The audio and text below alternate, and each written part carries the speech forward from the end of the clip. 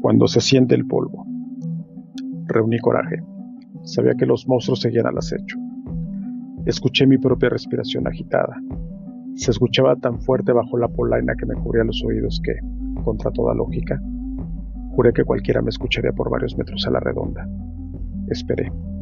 Las detonaciones inesperadas del enemigo habían desatado el caos, separándome del escuadrón. Me sentí patético. Sus armas improvisadas no eran nada en comparación con nuestra tecnología. Debía recuperar la claridad de mi mente y desacelerar mi ritmo cardíaco.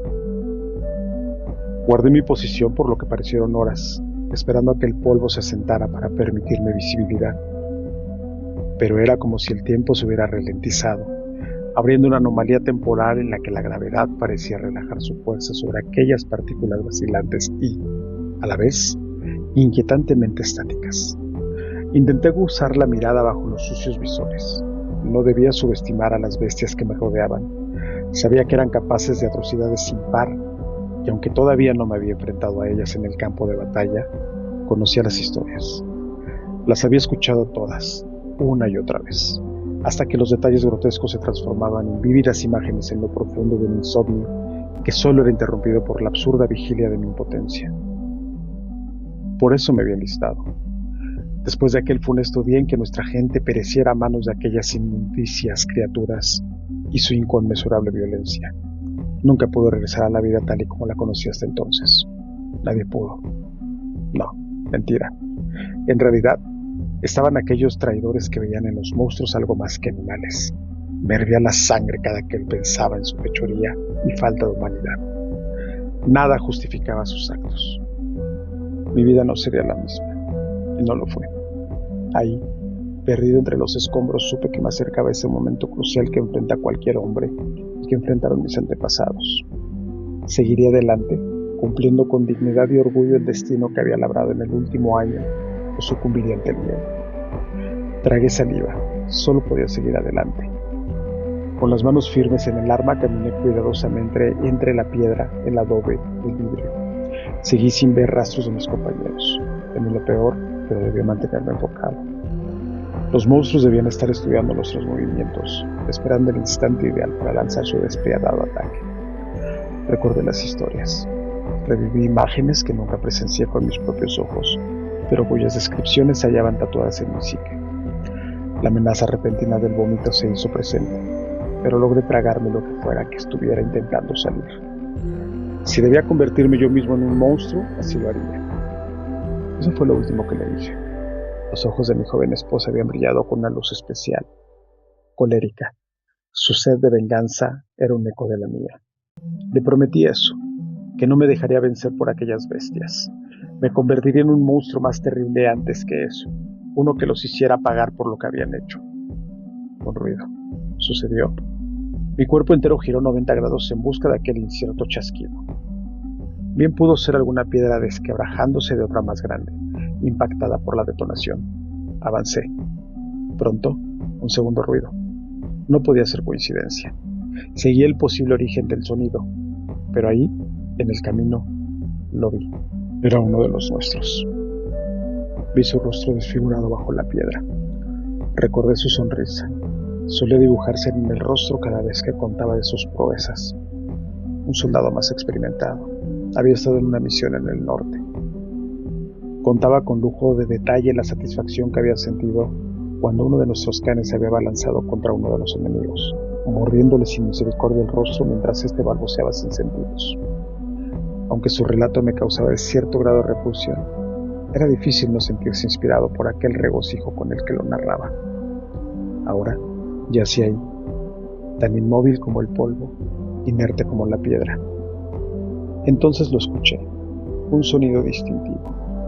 No podía ser más que un ser vivo. Allí estaba, podía escucharle, a unos cuantos metros. Giré en dirección al nuevo ruido, esta vez sin atisbo de vacilación. Me arrojé con el arma presta. Estaba tan cerca, lo podía sentir en el aire como si el tiempo y la gravedad hubieran recuperado aquella normalidad que había creído de alguna forma perdida o distorsionada. Un llanto se erigió de pronto. Lo escuché y recordé las historias. Recordé que las bestias utilizaban a sus crías como anzuelo. Removí un pedazo de madera y lo encontré. un patético ser que sollozaba al mismo tiempo que cubría los oídos. Debía no tener más de 5 años. Me miró con ojos acuosos, enormes, desorbitados, enmarcados por un rostro cubierto de suciedad. ¿Qué digo? En realidad, capas de suciedad. Avancé hacia la criatura empuñando el arma con firmeza. Esta solo se estremeció, tal vez imposibilitada por caer en un pánico aún más profundo. Mis entrañas se retorcieron con violencia. Era como si mis vísceras quisieran detenerme.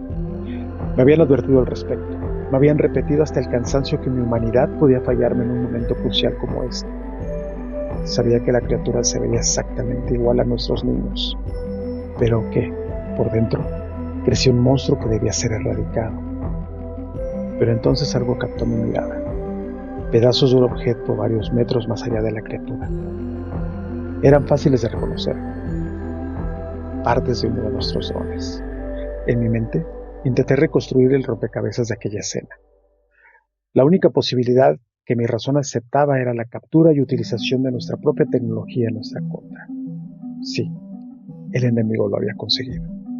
El enemigo que tiritaba de miedo, en cuyos ojos se reflejaba una mirada de pavor como la que nunca he visto ni siquiera en ningún niño.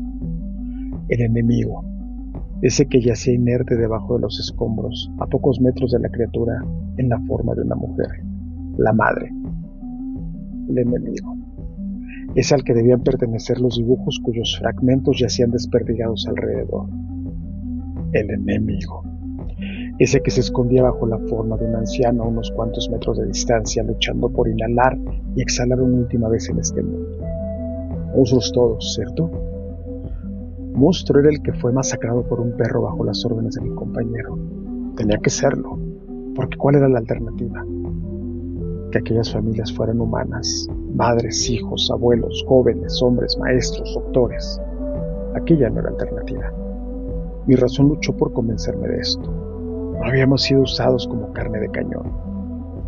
No éramos víctimas de guerra a manos de nuestro propio ejército. No, yo lo sabía. El tiempo y la gravedad, la realidad misma se había distorsionado. Yo era un monstruo luchando contra otros monstruos. No era esto. No era un asesino de niños. No podía serlo. Caí de rodillas. El polvo se sentó a mi alrededor. Pude verlo todo. Los rostros, la vida que había precedido a nuestro propio ataque. Las risas, los mimos, los juegos, las angustias y los dolores humanos que habían atravesado generaciones de familias colonizadas, despojadas y humilladas. Sufrimiento de humanos. Porque ahí, bajo los escombros, todos eran humanos. Excepto yo.